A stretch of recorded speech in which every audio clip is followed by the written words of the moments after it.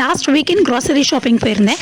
வாங்கிட்டு வந்த திங்ஸ் எல்லாம் எப்படி ஆர்கனைஸ் பண்ணுறதுன்னு பார்த்துடலாம். என்னுடைய ஷாப்பிங் ரொட்டீன் எப்படின்னு பார்த்தீங்கன்னா, நான் ஆல்டர்னேட்டிவ் வீக்கெண்ட்ஸில் தான் இந்தியன் க்ராசரிஸ் போவேன்.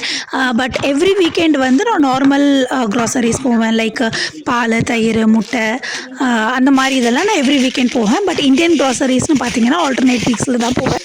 ஸோ நான் வெஜிடபிள்ஸ்லாம் பார்த்தீங்கன்னா 2 வீக்ஸ்க்கு வரா மாதிரி தான் நான் வாங்கி வச்சுருப்பேன். ஆல்சோ இந்த ஃப்ரூட்ஸ் அண்ட் வெஜிடபிள்ஸ்லாம் பார்த்தீங்கன்னா நான் ப்ரீ வாஷ் பண்ணி ஃப்ரிட்ஜில் ஸ்டோர்லாம் பண்ணி வைக்க மாட்டேன். நம்ம ப்ரீ வாஷ் பண்ணணுன்னா கண்டிப்பாக கொஞ்சம் நேரமாவது ஏர் ட்ரை பண்ணிட்டு தான் நம்ம உள்ளே வந்து ஸ்டோர் பண்ணி வைக்கணும். பட் அந்த அளவுக்கு எனக்கு பேஷன்ஸ் கிடையாது. ஸோ நான் அதனால் அப்படியே பாக்ஸில் போட்டு அண்ட் மெஷ் பேக்ஸில் போட்டு ஸ்டோர் பண்ணிவிடுவேன். தட் நான் யூஸ் பண்ணும் போது நான் கண்டிப்பாக நல்லா தரவாக வாஷ் பண்ணிவிட்டு அதுக்கப்புறம் நான் யூஸ் பண்ண ஆரம்பிப்பேன். நீங்களாம் எப்படி ஃப்ரூட்ஸ் அண்ட் வெஜிடபிள்ஸை ஸ்டோர் பண்ணுவீங்கன்னு கண்டிப்பாக கமெண்ட்ஸில் சொல்லுங்கள். அண்ட் நான் எப்படி வெஜிடபிள்ஸ்லாம் ஸ்டோர் பண்ணுறேன்றதை அடுத்த பார்ட் 2 வீடியோவில் பார்க்கலாம். பாய்.